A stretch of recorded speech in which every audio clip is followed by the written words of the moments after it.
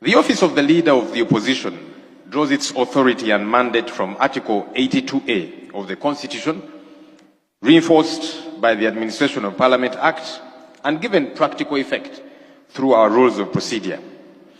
It sits within the constitutional architecture through which Parliament holds the executive to account, a function that is not just ceremonial. Parliament was never designed as a passage point for government proposals. It exists to interrogate policy before it becomes law, to scrutinize proposals.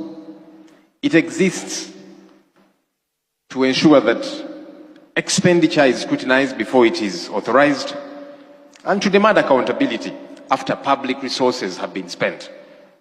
Where scrutiny is treated as obstruction, where disagreement is read as disloyalty, and where alternative ideas are dismissed as inconveniences, Parliament cannot discharge that function. Every mature democracy recognizes the opposition for precisely this reason. A strong opposition is one of the principal safeguards against the abuse of public power. Accountability is an act of fidelity to the people who elected all of us. And history will judge whether we proved worthy of that trust. The office of the Leader of the Opposition gives practical expression to these principles.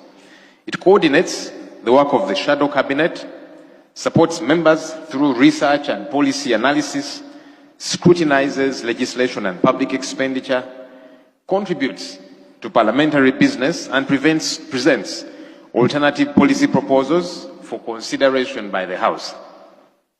Equally important, the opposition chairs Parliament's accountability committees, because oversight is strongest when exercised independently of those responsible for implementing government programs. That arrangement reflects a constitutional understanding that public accountability is strengthened when scrutiny is credible, objective, and fearless. Honourable members, throughout the 11th Parliament, the Office of the Leader of the Opposition advanced parliamentary accountability through alternative policy statements, alternative budget priorities, minority reports, petitions, motions, matters of national importance, and oversight visits to public institutions and government projects, all aimed at ensuring that decisions of this, our august House, were informed by evidence, alternative perspectives, and the realities on ground, rather than by the government's account alone. Honourable